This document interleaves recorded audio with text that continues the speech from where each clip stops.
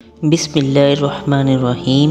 السلام علیکم معزز سامعین، ایک اور نئی ویڈیو کے ساتھ آپ کا میزبان، آپ کا دوست محمد اسماعیل آپ کی خدمت میں حاضر ہے۔ امید کرتا ہوں آپ سب خیریت سے ہوں گے۔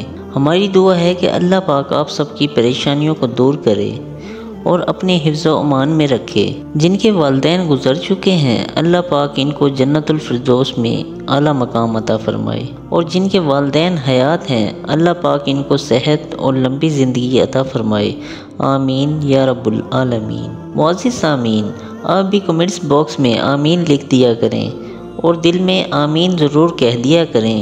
کیا پتہ کس کے آمین کہنے سے اللہ تعالی ہماری دعاؤں کو قبول فرما لے، تو آمین لکھنے میں کنجوسی مت کیا کریں۔ سامعین، آج کی اس ویڈیو میں حضرت ابراہیم علیہ السلام کا واقعہ بیان کریں گے۔ حضرت ابراہیم علیہ السلام نے اپنی قوم سے دعوت توحید کے سلسلہ میں باتیں کیں۔ ان میں سے ایک بات یہ تھی کہ تم لوگوں نے جو بتوں کو معبود بنا رکھا ہے، اس کی وجہ یہ ہے کہ تم لوگوں کی دیکھا دیکھی کی وجہ سے بتوں کی پوجا کر رہے ہو۔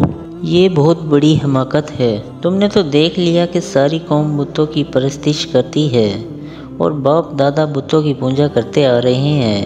تم بھی ان کی طرح کفر و شرک میں لگ گئے ہو۔ تم یہ سمجھتے ہو اللہ کو مانیں اور بتوں کو چھوڑیں تو قوم سے علیحدہ ہو جائیں گے، پوری قوم ہم سے ناراض ہو جائے گی۔ حضرت ابراہیم علیہ السلام نے فرمایا، دنیا میں تو تم دوست بنے ہوئے ہو اور تمہاری یہ دوستی بت پرستی کرانے کا سبب بنی ہوئی ہے، لیکن قیامت کے دن تمہاری یہ دوستی دشمنی میں بدل جائے گی۔ وہاں ایک دوسرے کے مخالف ہو جاؤ گے اور تم میں سے بعض پر لعنت کریں گے، کیونکہ تم ایک دوسرے کو راہ حق سے روکتے تھے۔ یہ لعن طعن آپس میں ہوگا اور سبھی کو دوزخ میں ڈال دیا جائے گا، اور وہاں تم میں سے کوئی کسی کا مددگار نہ ہوگا۔ یہاں تم ایک دوسرے کو شرک کرانے میں ایک دوسرے کی مدد کرتے ہو، لیکن قیامت کے دن کوئی کسی کی مدد نہ کرے گا۔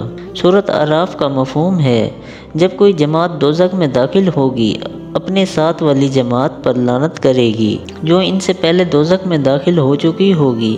ایک اور صورت کا مفہوم ہے، یعنی دنیا میں جو لوگ اتباع تھے وہ اپنے لیڈروں اور سرداروں سے کہیں گے، تمہارے لیے کوئی مبارکبادی نہیں، تم نے کفر کو ہماری طرف بڑھایا، اب یہ دوزخ کا ٹھکانہ ہے جس میں ہمیں بھی ٹھہرنا ہے اور تمہیں بھی۔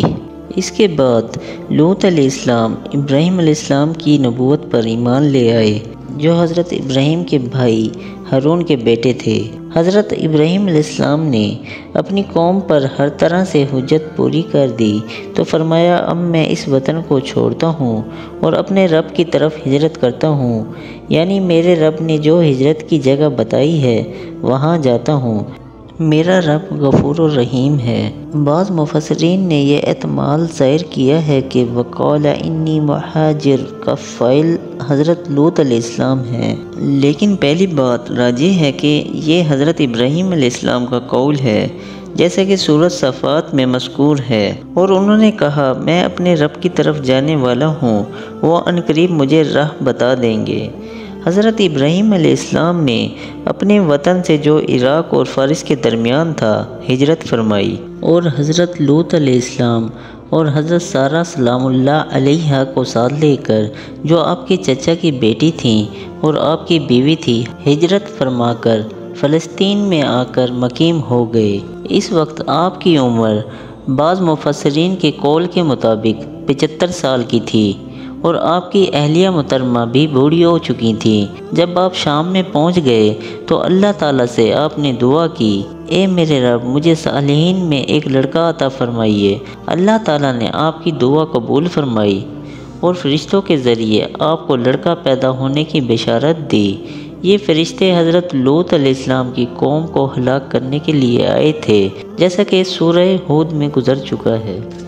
یہ بشارت حضرت اسحاق علیہ السلام اور ان کے بیٹے حضرت یعقوب علیہ السلام کی پیدائش سے متعلق تھی۔